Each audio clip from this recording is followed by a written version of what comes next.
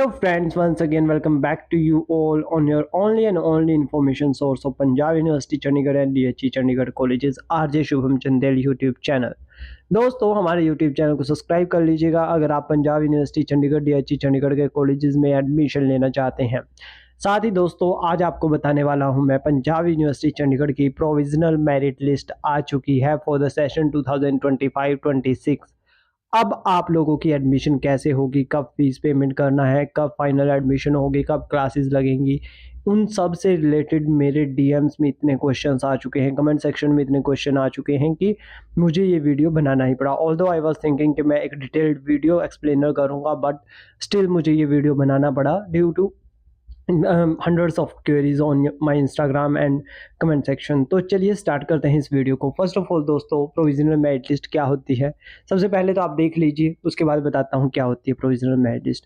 Provisional merit list यहाँ पर साफ लिखा है, बीए इवनिंग स्टडीज़ की हमने खोली है और आपको एलिजिबिलिटी क्राइटेरिया फुलफिल करने की जो है वो ज़रूरत है। अब यहाँ पर प्रोविजनल मेरिट लिस्ट का क्या मतलब होता है, सबसे पहले तो आपको वही समझ लेना है।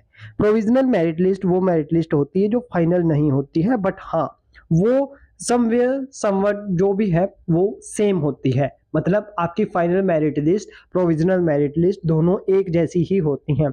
इसमें जो नंबरिंग में स्टूडेंट है, अगर आपका 59 पे नंबर है, 67 पे नंबर है, तो आपकी एडमिशन जो है, तो आपका नाम जो है वो इसी नंबर में फाइनल मेरिट लिस्ट में भी आने की संभावना है।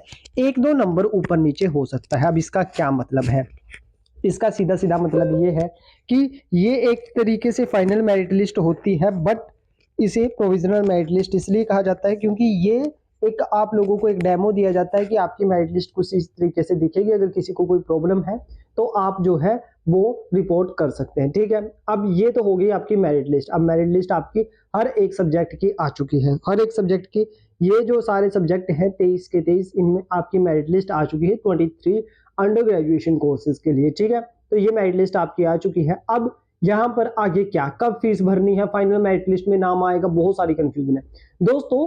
अब मैंने आपको पहले ही ये शेड्यूल देख करके बताया था, अभी 22 है और 23 को आपकी एडमिशन लिस्ट जो है वो डीवाई मैडम को भेज दी जाएगी। यानी कि कल सुबह होते ही जो डिपार्टमेंट जब ओपन होंगे तो आपकी फाइनल मेरिट लिस्ट जो है वो डीवाई मैम के ऑफिस में पहुंचा दी जाएंगी।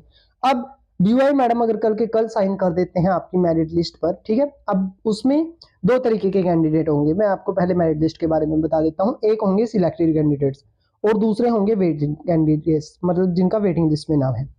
तो सिलेक्टेड कैंडिडेट्स में तो जिन जिन कैंडिडेट्स का सिलेक्शन हो चुका है, जिनका नाम मेरिट में आ चुका है, उन सब के नाम होंगे, ठीक है। तो आपको उन सभी कैंडिडेट्स के आपके नाम होंगे, तो उन कैंडिडेट्स को तो फी पेमेंट करना है, बट जिनका वेटिंग में है उन्हें सेकंड लिस्ट के लिए इंतजार करना है। और जब कोई फर्स्ट कैंडिडेट फर्स्ट लिस्ट से कोई छोड़ेगा सीट, तो उसके बाद उन्हें जो सेकंड लिस्ट वाले हैं उन्हें मौका मिलेगा एडमिशन लेने का पंजाब यूनिवर्सिटी चंडीगढ़ में, ठीक है। तो वो लिस्ट जो है फाइनल लिस्ट आपकी आएगी 23 यानी कि कल या परसों, इन दोनों दिनों के बीच में ये लिस्ट आ जाएगी।